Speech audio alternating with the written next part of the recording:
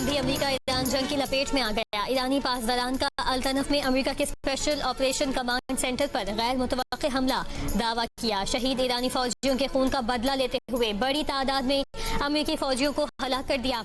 Radar system, मुतादिद अमेरिकी special operation helicopters तबाह कर दिए। पासदारान के कुवैत, बहरीन और कतर पर भी हमले। ईरानी फौज के मुताबिक ड्रोन से कुवैत में अमेरिकी फौजी तंसीबात और लॉजिस्टिक सपोर्ट मराकज को निशाना बनाया।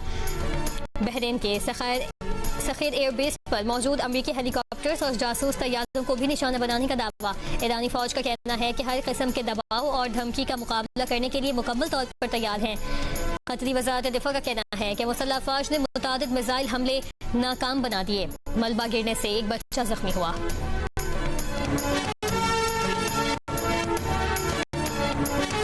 अमेरिका के जनूबी ईरान पर पुलों पर हमलों में 7 शहरी शहीद हो गए। मुसलसल छठी रात किए गए हमलों में अमेरिकी फौज ने सड़कों, पुलों और रेलवे निजाम को भी निशाना बनाया। ईरानी हुकाम के मुताबिक सुबह होर्मुज़गान में 5 पुलों पर हमले किए गए। बंदर अब्बास में रिहायशी इमारत, कम्युनिकेशन टावर को भी निशाना बनाया गया। अमेरिकी फौज का खलीज फारिस में सुपर टैंकर पर हमला, एक और जहाज पर धावा बोला, चेकिंग की। सेंटकॉम का कहना है कि ईरान के गिर्द नाकाबंदी तोड़ने की कोशिश करने वाले 3 जहाजों को रुख मोड़ने पर मजबूर कर दिया।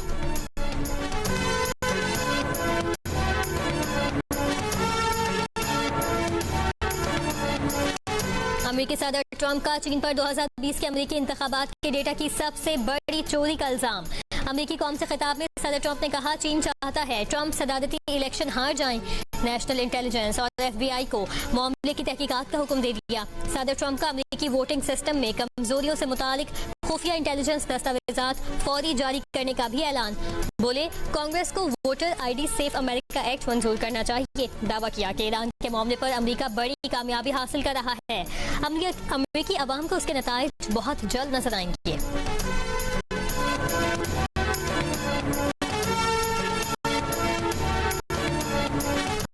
इंतखाबी सिक्योरिटी से मुतालिक खिताब बराह रास्त न दिखाने पर अमेरिकी टीवी नेटवर्क्स NBC, ABC और CNN पर अमेरिकी सदर डोनाल्ड ट्रंप की शदीद तनकीद। खिताब के दौरान ट्रंप ने कहा कि मेरी तकरीर नशर न करने वाले टीवी नेटवर्क्स साजिश का हिस्सा हैं, उनके लाइसेंस मनसूख कर दिए जाने चाहिए। खबर एजेंसी के मुताबिक ABC ने खिताब में सिर्फ अपनी streaming service ABC news live और रेडियो पर नशर किया, जबकि NBC ने उसे सिर्फ अपनी streaming service NBC news now पर दिखाया, मरकजी टीवी चैनल पर नहीं। CNN ने भी खिताब अपनी मरकजी नशरियात के बजाय वेबसाइट और सब्सक्रिप्शन स्ट्रीमिंग प्लेटफॉर्म पर फराहम किया।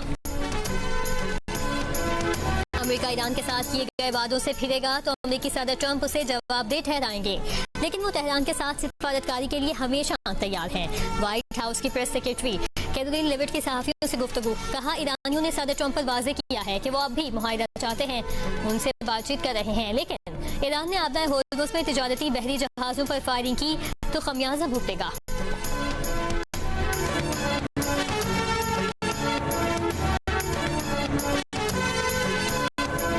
अमेरिकी नायब सदर JD वेंस ने ईरान मुज़ाकरात के दौरान जेरेड कुशनर और स्टीव विटकॉफ पर माली फायदा उठाने के इल्जामात को बेबुनियाद करार दिया।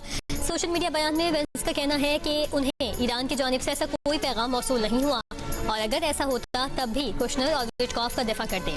कुशनर और विटकॉफ सदर ट्रंप की टीम के काबिल एतमाद अरकान और उनके करीबी दोस्त हैं। अंदरूनी मामलात से माली फायदा उठाने का इल्जाम मुज़हका खेज है।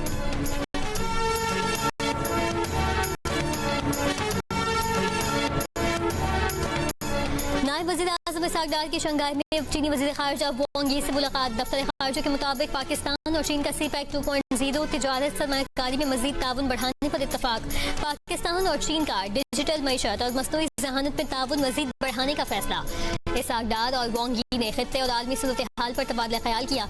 मुलाकात में बाहिमी दिलचस्पी के उमूर पर करीबी राबता बरकरार रखने के आज़म का इजहार।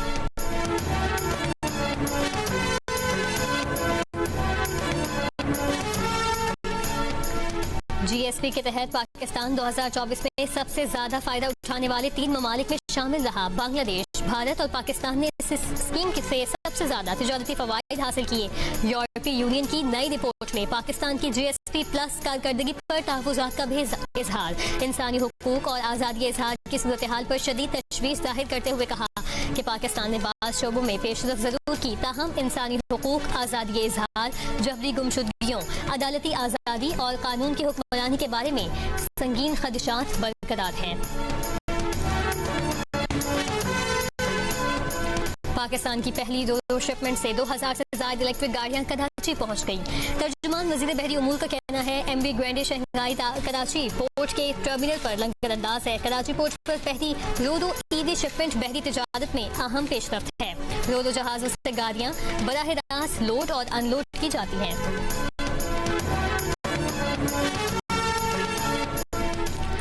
जामिया कराची में तलबा और मुलाजिमीन की HIV और हेपेटाइटिस की स्क्रीनिंग का आगाज। महकमा सेहत ने स्क्रीनिंग और आगाही प्रोग्राम की बाज़ाब्ता मंजूरी दे दी। सिंध हेल्थ केयर कमीशन का कुलसूम बाई वली का अस्पताल का दौरा। वफ ने इंसिनरेटर और रूम तिब्बी फजला तलब करने के निज़ाम का जायजा लिया। अस्पताल इंतजामिया से तिब्बी फजला तलब करने के तरीक़ाकार और रिकॉर्ड की तफसीलात तलब कर ली। कराची में बच्चों में HIV केसेस में इजाफे पर माहिर अमराज़ इत्तफाक और साबिक secretary general PPA doctor Khalid Shafi का पाकिस्तान पेडियाट्रिक्स एसोसिएशन का फौरी इजलास बुलाने का मुतालबा।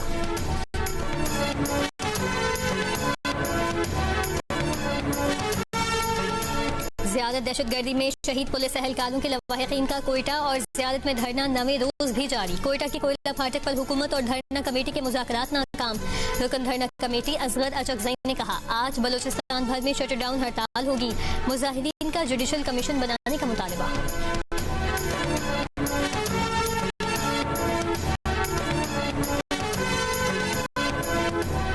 बन्नू में CTD और पुलिस की कार्रवाई। 5 दहशतगर्द हलाक, असलहा बरामद। पुलिस के मुताबिक दहशतगर्दों ने अहलकारों को देखकर फायरिंग कर दी। जवाबी फायरिंग में मारे गए। कराची के बाज़ इलाकों में सुबह सवेरे फुहार, मौसम खुशगवार हो गया। महकमा मौसमियात के सिंध के साहिली इलाकों में आज बूंदाबांदी की पेशगोई। मुल्क के बेशतर इलाकों में मौसम गर्म या शदीद गर्म रहने का इम्कान। बालाई KPK, आज़ाद कश्मीर, पंजाब और बलोचिस्तान के चंद इलाकों में बारिश मुतवक्किल।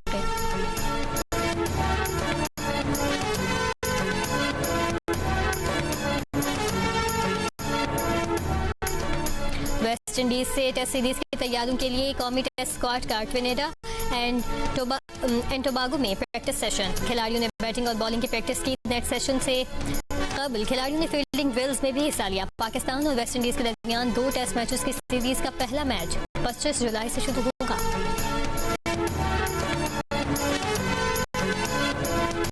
दो टीमें एक ट्रॉफी, कौन बनेगा फुटबॉल किंग? फैसला 2 दिन बाद। फीफा वर्ल्ड कप का फाइनल दिफाई चैंपियन अर्जेंटीना और स्पेन के दरमियान इतवार की रात 12 बजे खेला जाएगा। तीसरी पोजीशन के मैच के लिए हफ्ते की रात 2 बजे फ्रांस और